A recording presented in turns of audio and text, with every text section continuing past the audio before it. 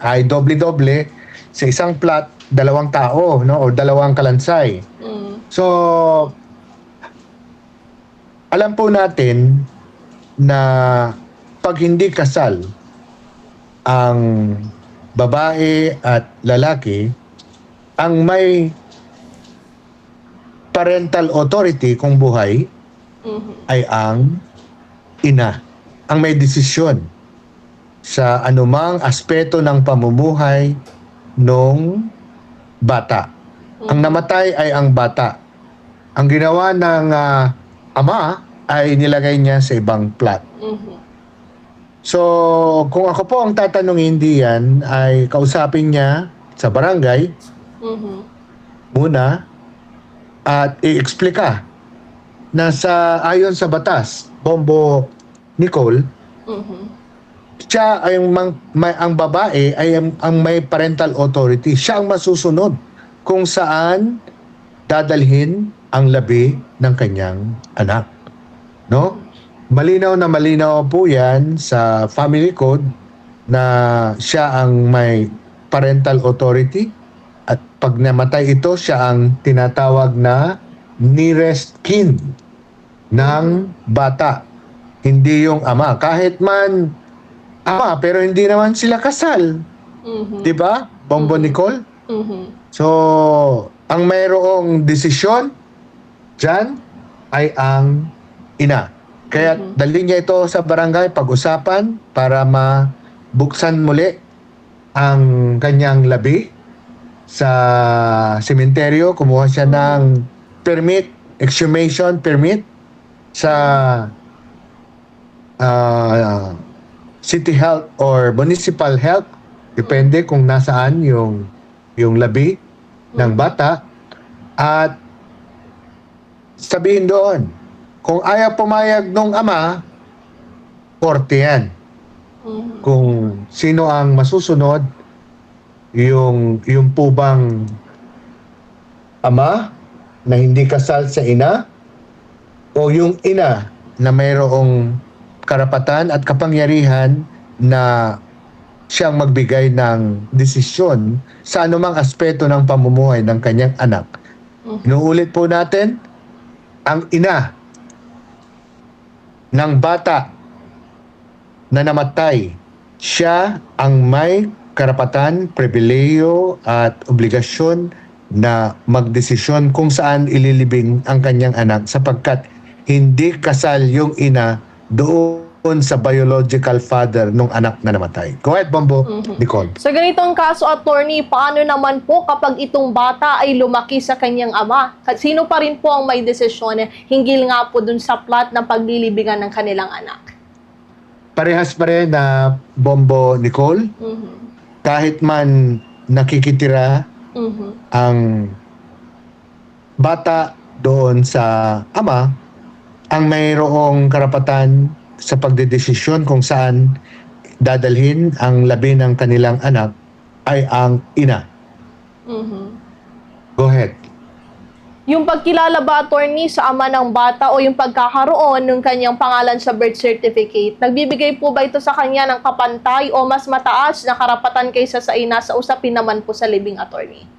Sa usaping libing, bagamat mayroon siyang apelido, yung bata, apelido ng ama, sa usapin ng anumang aspeto ng pamumuhay ng bata is ang ina pa rin. No? Siya ayon sa civil code kung sino ang nearest kin.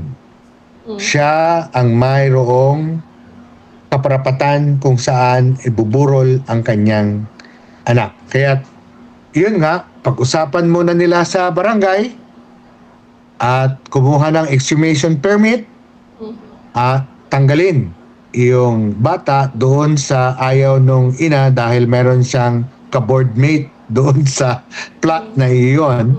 Kaya gusto niyang ina maging solo sa isang plot ng libingan.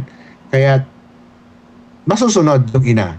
Go ahead, Bombo Attorney, regarding Nicole. dito, anong batas naman po yung maaring gamitin para matukoy kung sino po talaga yung may karapatang magpasya despite nga na yung parental authority ay nasa kanyang ina, attorney? Sa Civil Code, may tinatawag na kung sino may karapatan sa burial, no? Civil Code of the Philippines. At doon makikita, malinaw na ang nearest kin, siya ang mayroong Article 305 to 310. Andyan po ang burial authority, the duty to make funeral arrangement, no, shall follow the strict legal hierarchy of family ties and support. At number one, siyempre, yung ina. Dahil siya ang may parental authority. Kung wala yung ina, yung biological father. Kahit man hindi kasal doon sa ina. Pero dito, sikat ang may say ay ang ina. Go ahead, Bombo. Nicole. Attorney, since napagdesisyonan na po ng nanay na nais niyang ilipat itong plot ng kanyang anak, kailangan pa po ba nung pahintulot ng ama bago po mailipat yung labi ng anak sa ibang sementeryo o lote, attorney? Yun ang medyo stressful na issue. At yun ang pag-uusapan sa barangay. At kung walang nangyari sa barangay, ay doon sa hukuman. Subalit, kako nga, ang aking legal opinion patungkol dyan, kung ang ina ang may parental authority, habang buhay ang anak, with more reason, siyang mayroong karapatan, otoridad, at kapangyarihan na magdesisyon kung saan ililibing ang kanyang anak. Sapagkat, hindi sila kasali. Kaya tayo mga guys, pakasalan ninyo ang inyong girlfriend para magkaroon ng desisyon. Go ahead, Bombo Nicole. Attorney, kapag po ba napag-usapan sa barangay tas naitaas po sa hukuman, attorney, kailangan pa po ba ng utos ng korte para maisagawa yung paglilipat ng labi kahit po may pagtutol sa kabilang panig, attorney? Opo, siyempre mag-uutos ang hukuman. Siya ang mayroong pagpapasya kung sino ang mayroong kapangyarihan na maglipat, kung sino ang may kapangyarihan na magsaayos ng libing. Malinaw po dito sa batas, no? Kung sino ang mayroong karapatan at kung sino ang mayroong kapangyarihan at kung sino ang mayroong obligasyon ay ang kanyang mga in the order of support. However, sabi ko nga, ang kaso dito ay patungkol naman sa isang illegitimate child na kung saan hindi kasal ang kanilang parent. At base sa ating family code, ang ina has the exclusive parental authority over her child. So siya ang mayroong obligasyon. Yan ang ating legal opinion. Go ahead, Bombo Nicole. Sa kaso po na ito, attorney, mahalaga po ba kung yung ina yung pangunahing nag-alaga bago pumanaw yung bata, attorney? It doesn't matter. For as long as that they are married, kung sila po ay hindi kasal, ang may obligasyon pa rin at karapatan na magdesisyon ay yung ina. Bapagkat malinaw po sa ating batas, lalong-lalo na sa hindi kasal ang mga magulang, na yung ina ang mayroong authority na mag-decide. Kahit na nagbibigay suporta yung lalaki, no, ay magbigay suporta siya na ilipat. Siyempre, dahil obligasyon din niya yon na magbigay support, either buhay or patay. Kung ayaw magbigay ng suporta para malipat, edi singilin. Idemanda na naman para masingil patungkol sa paglilipat. Go ahead, Bombo Nicole. Ano namang mga dokumento, attorney, yung mga dapat ihanda nung ina or nung nanay para mapalakas naman yung kanyang posisyon regarding nga po dun sa paglilipat nitong lote nung libingan ng kanyang anak? birth certificate at saka death certificate, no? Birth certificate showing na hindi kasal kasi doon sa birth certificate lalabas doon na hindi sila kasal nung kanyang magulang nung batang namatay. Death certificate din, nandoon din, lalabas din yung pangalan ng ama at ina. Pero patungkol sa desisyon, yung birth certificate ang titignan ng hukuman dyan. Go ahead, Bombo Nicole.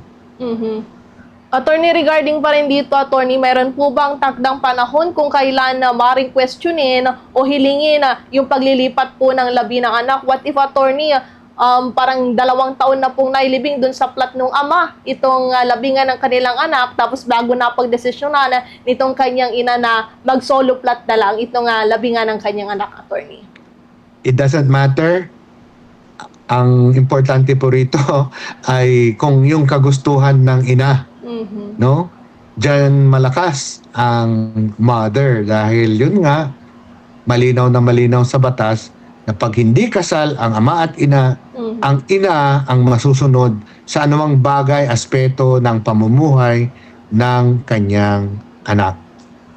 Panghuli na lamang siguro, attorney, payo na lamang po natin sa ating mga listeners and viewers, lalong-lalo na po yung mga magkasintahan na hindi pa nagpakasal, attorney, at syempre yung kakaharapin din po ng mga ganitong kaparehong kaso. Go ahead, attorney.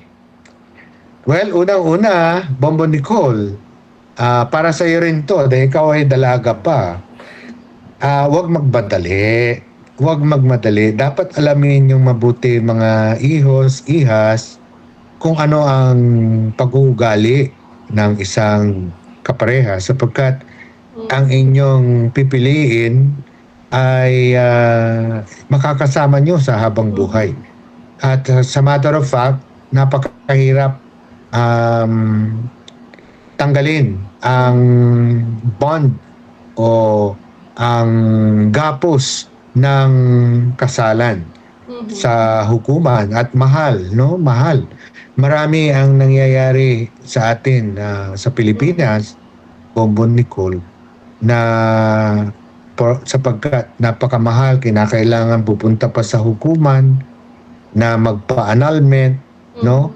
Ay nahihirapan sila, maghiwalay na lang, tapos mayroong ibang pamilya na, ayun, hindi na klaro at away-away na ang nangyayari, Bombo Nicole. Kaya sa aking payo, pag-aralan niyo munang mabuti bago po kayo papasok sa estado at tandaan po ninyo na kung sakaling kayo ay magkaroon ng anak sa isang babae, kung kayo lalaki, at hindi niyo pinakasalan, ang mayroong authority, mayroong kapangyarihan, mayroong karapatan sa anumang pamumuhay, aspeto ng bata, kung hindi kayo kasal ay ang babae.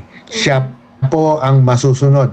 Kahit na nandoon na yung pangalan po ninyo, kahit nandoon na po ang inyong suporta, ayon ang inyong obligasyon ayon sa batas, pero ang ina pa rin, ang desisyon niya, ang mananaig. Subalit, kung kayo po ay kasal, no?